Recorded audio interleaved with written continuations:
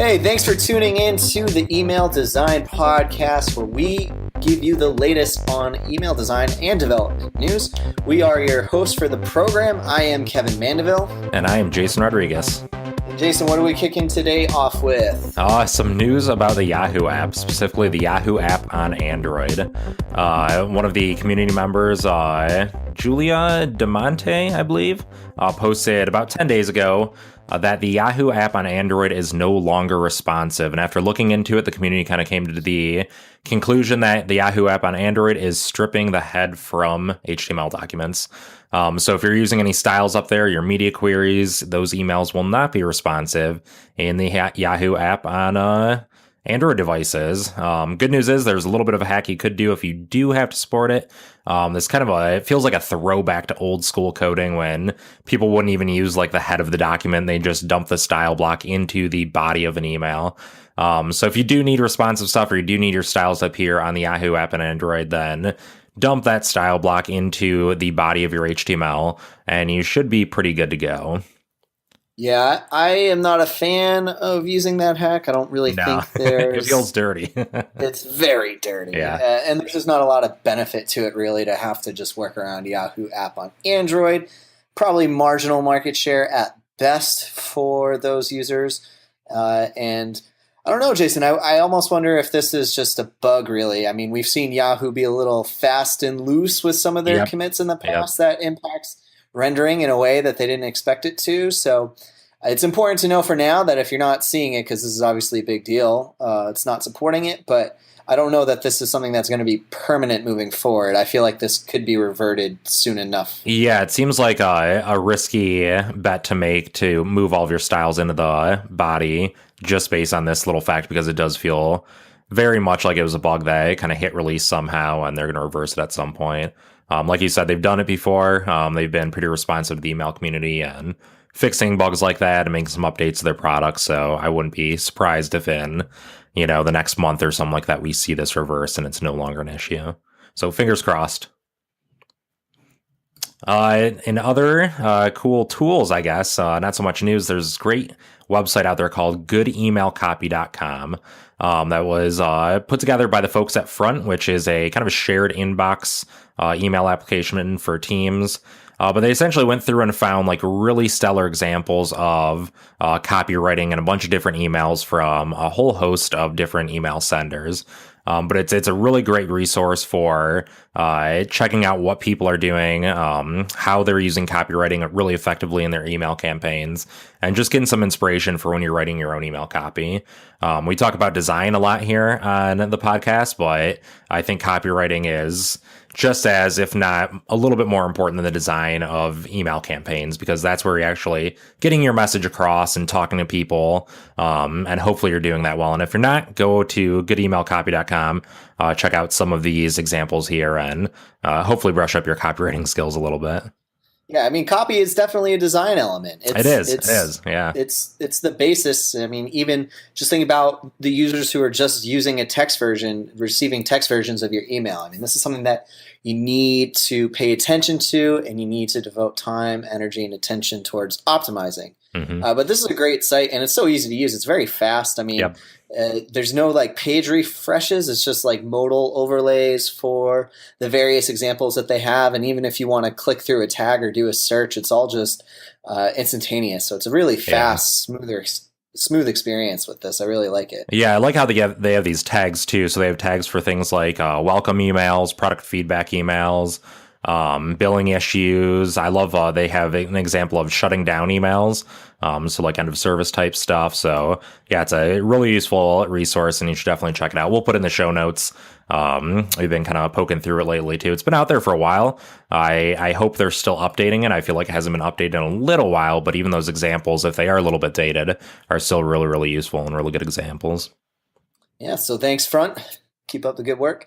We're just going to take a quick break here, let you know you can catch the podcast at emaildesignpodcast.com. You can check out all the links we talk about here, full show notes, catch every single past episode of the podcast right at emaildesignpodcast.com. Be sure to tweet along with the hashtag emaildesignpodcast on Twitter as well. Share it with all your good peeps. You can also subscribe to the podcast on iTunes, SoundCloud, and YouTube. So wherever you like to listen to the podcast, we've got you covered right there.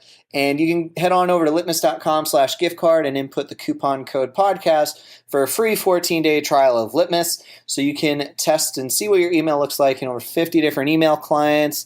You can get access to great analytics, see where your subscribers are actually opening the email, all that good stuff. So whenever instances like, maybe a client like the Yahoo app, which we don't actually have in our testing suite, but other ones, there might be issues or whatnot. Make sure you test all that stuff before you send out your email. Make sure everything's good to go when it comes time to press that send button. So again, just go to litmus.com/gift card and put the coupon code podcast for a free 14-day trial of Litmus. So thank you, Litmus. All right, I want to talk about a cool little new tool. It's called Pulp by GlitchPack. And this is sort of a neat little responsive email template generator, creator, or whatnot.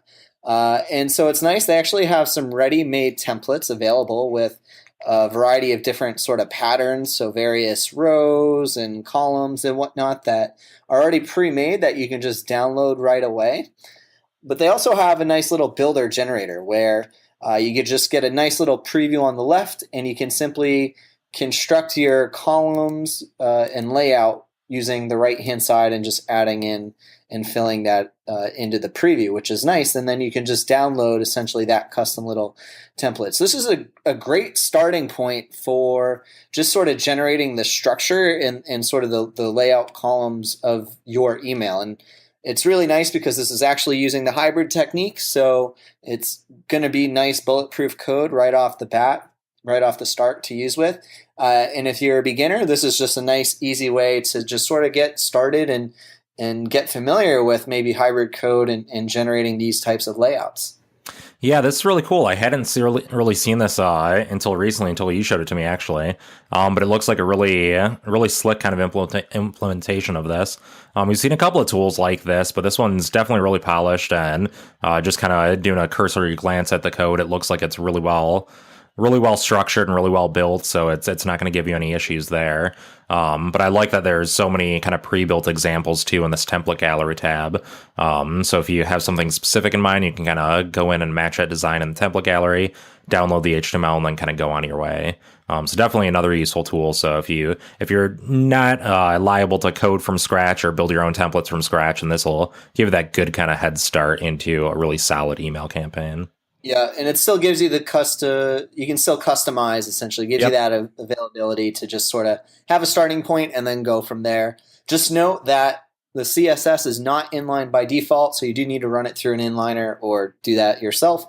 They recommend MailChimps here, and might I suggest Putsmail inliner, which is really great at inlining. So putsmail.com/inliner is one we would recommend for using a tool like this. We also have some more templates to talk about from Email Octopus. They came out with a few responsive email templates themselves, which are actually pretty nice looking, and they are available free for download.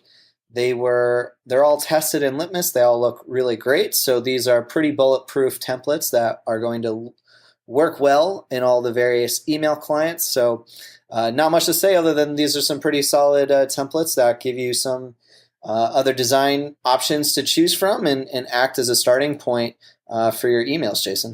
Yeah, these are similar in a pulp that they give you that kind of head start, but these feel like a little bit more effort put into that design aspect. So if you're not that great with design, you just kind of want to hit the ground running with like a really nice looking email template, then these ones from Email Octopus are pretty damn good looking.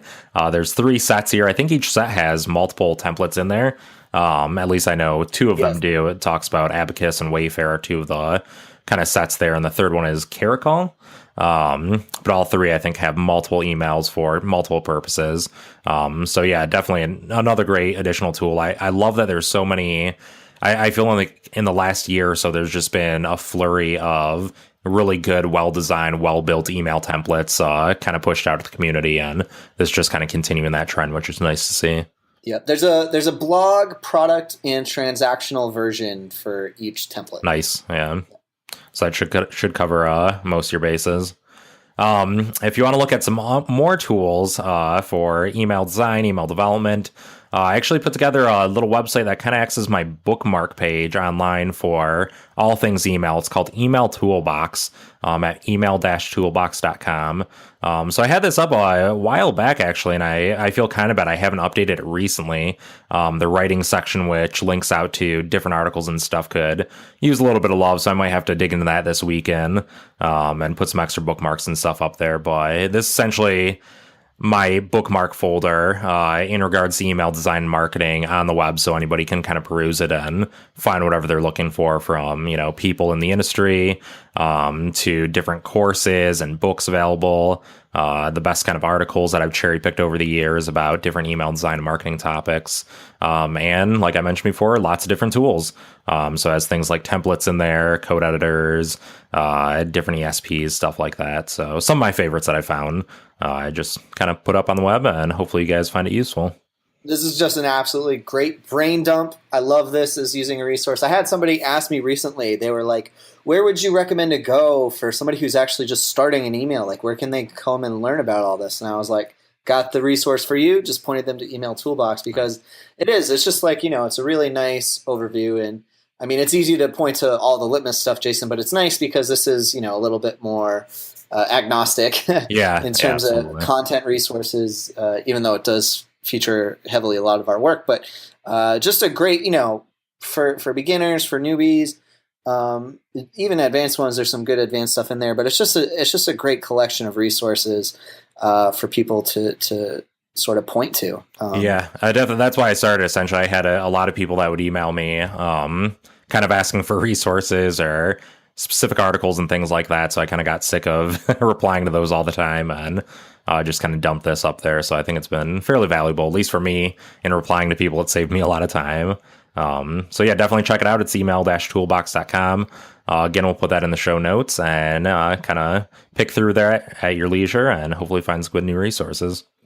And it features some sweet illustrations too. Yeah, thank you. that was sheer boredom one night when I was putting this together. I was like, how can I make this look pretty? So did a little digital painting and stuff there.